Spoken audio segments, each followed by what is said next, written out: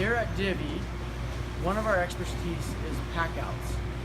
We can perform packouts through Divvy, our online system, or we can do them offline through a spreadsheet, which we call a ship kit list, and then sending files. Once files are sent to us, we will create digital proofs, or we can send physical proofs. And then what we do, once proofs are approved, we create a packing slip. The packing slip can vary by location depending on what each location needs. So for this particular pack out, we have a register insert, we have a credit card signing pad, and then the insert to go under the signing pad. We have pins for the employees to wear.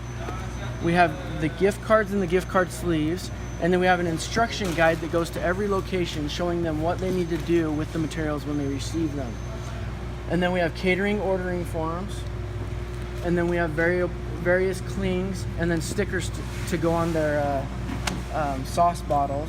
And then we're sending them catering folders along with the sauce bottles, and then they are also getting toothpicks that go on their catering platters with a labeling machine so that they're able to label their individual items in store. Once we have performed the pack out, meaning we packaged it, kitted it, and then shipped it, we will return the spreadsheet to the franchisor with all of the tracking numbers.